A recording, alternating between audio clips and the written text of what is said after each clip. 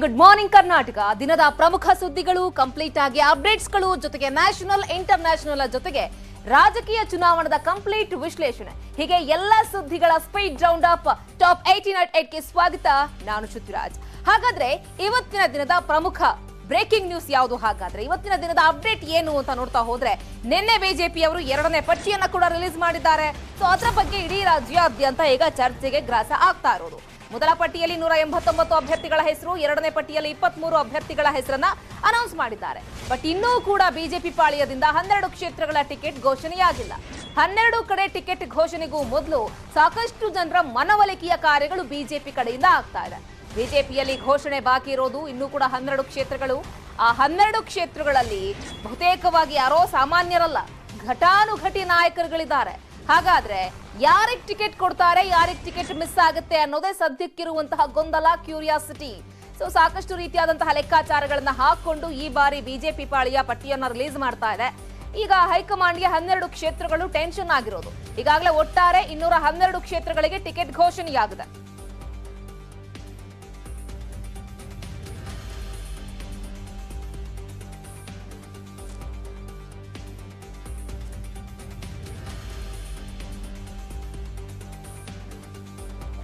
ಹಾಗಾದ್ರೆ ಈಗ ಘೋಷಣೆ ಉಳಿದಿರುವಂತಹ ಬಾಕಿ ಕ್ಷೇತ್ರಗಳಿದೆಯಲ್ಲ, ಸಾಕಷ್ಟು ರೀತಿಯಾದಂತಹ ಲೆಕ್ಕಾಚಾರಗಳಿದೆ. ಹಾಗಾದ್ರೆ ಒಂದೊಂದೇ ನೋಡ್ತಾ ಹೋಗ್ಬಿಡೋಣ. ಯಾವ್ಯಾವ ರೀತಿಯಾದಂತಹ ಲೆಕ್ಕಾಚಾರಗಳನ್ನ ಬಿಜೆಪಿ ಪಾಳಿಯ ಹಾಕೊಳ್ತಾ ಇದೆ, ಏನ್ ಕತೆ ಅನ್ನೋದನ್ನ ನಾವು ನಿಮ್ಗೆ ಕಂಪ್ಲೀಟ್ ಆಗಿ ತೋರಿಸ್ತಾ ಹೋಗ್ತೀವಿ. ಸೊ ಪ್ರಮುಖವಾಗಿ ಘೋಷಣೆ ಬಾಕಿ ಇರೋದು ಯಾವ್ಯಾವ ಕ್ಷೇತ್ರಗಳಪ್ಪ ಅಂತ ಹೇಳಿದ್ರೆ, ಶಿವಮೊಗ್ಗ ನಗರ, ಹುಬ್ಬಳ್ಳಿ ಧಾರವಾಡ ಕ್ಷೇತ್ರ, ಹಾಗೆ ಗೋವಿಂದರಾಜನಗರ, ಮಹದೇವಪುರ, ಕೃಷ್ಣರಾಜ, ಹೆಬ್ಬಾಳ, ಇವರೆಲ್ಲರೂ ಕೂಡ ಈ ಭಾಗಗಳಲ್ಲಿ ಬಹಳ ಘಟಾನುಘಟಿಗಳು ಸ್ಪರ್ಧೆ ಮಾಡ್ತಾರೆ. ಸೊ ಪ್ರಮುಖವಾಗಿ ಈಗ ಹಾಲಿ ಶಾಸಕರು ಕೂಡ ಬಿಜೆಪಿಯಿಂದ ಈ ಭಾಗದಲ್ಲಿದ್ದಾರೆ, ಬಟ್ ಅವ್ರಿಗೂ ಕೂಡ ಟಿಕೆಟ್ ಸಿಗ್ತಾ ಇಲ್ಲ. ಇನ್ನು ನಾಗಠಾಣ, ಸೇಡಂ, ಮಾನ್ವಿ, ಸೊ ಬರೋಬ್ಬರಿ ಈ ಎಲ್ಲ ಕ್ಷೇತ್ರಗಳನ್ನ ಒಳಗೊಂಡಂತೆ 12 ಕ್ಷೇತ್ರಗಳಲ್ಲಿ ಇದೀಗ ಟಿಕೆಟ್ ಬಾಕಿ ಇರೋದು.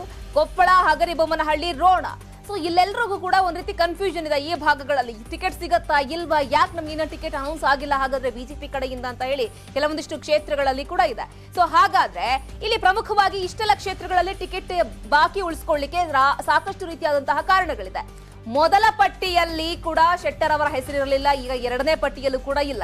ಇದೆಲ್ಲ ಬೆಳವಣಿಗೆಗಳ ನಡುವೆ ಹೈಕಮಾಂಡ್ ಶೆಟ್ಟರ್ಗೆ ಬುಲಾವ್ ಕೊಟ್ಟಿದೆ, ಬನ್ನಿ ಅನ್ನೋ ಒಂದು ಕರೆಯನ್ನ ಕೂಡ ಕೊಟ್ಟಿದೆ. ಹಾಗಾದ್ರೆ ಏನು ಲೆಕ್ಕಾಚಾರ ಬಿಜೆಪಿ ಪಾಳಿಯದ್ದು?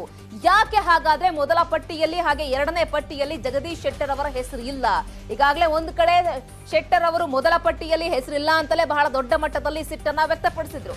ಮೊದಲ ಪಟ್ಟಿಯಲ್ಲಿ ಹೆಸರಿಲ್ಲ, ನನಗೆ ಯಾಕೆ ಟಿಕೆಟ್ ಕೊಟ್ಟಿಲ್ಲ ಅಂತ ಹೇಳಿ ಶೆಟ್ಟರ್ ಅವರು ಸಾಕಷ್ಟು ಲೆಕ್ಕಾಚಾರಗಳನ್ನ ಹಾಕಿ, ಏನೇ ಆಗ್ಲಿ ನಾನಂತೂ ಈ ಬಾರಿ ಅಖಾಡಕ್ಕೆ ಧುಮ್ತೀನಿ ಅನ್ನೋ ರೀತಿಯಲ್ಲಿ ಹೇಳಿದ್ರು. ಅಂದ್ರೆ ಅವ್ರು ಹೇಳಿದ ಪ್ರಕಾರ ಅವ್ರು ಬಿಜೆಪಿನೇ ಆಗಬೇಕು ಅಂತಿಲ್ಲ, ಪಕ್ಷೇತರವಾಗಾದ್ರೂ ಪರವಾಗಿ ನಾನು ಬಂಡಾಯ ಆಗಿ ನಿಂತ್ಕೊಳ್ತೀನಿ ಅನ್ನೋ ರೀತಿಯ ಲೆಕ್ಕಾಚಾರದ ಮಾತುಗಳನ್ನ ಹೇಳಿದ್ರು. ಈ ಬೆನ್ನಲ್ಲೇ ನಡ್ಡಾ ಅವರು ದೆಹಲಿಗೆ ಕರೆಸ್ಕೊಂಡಿದ್ದಾರೆ ಶೆಟ್ಟರ್ ಅವರನ್ನ. ನೋಡಬೇಕು ಹಾಗಾದ್ರೆ ಏನಾಗುತ್ತೆ ಹುಬ್ಬಳ್ಳಿ ಧಾರವಾಡ ಸೆಂಟ್ರಲ್ ಕ್ಷೇತ್ರದ ಹಣೆ ಬರಹ ಅಂತ.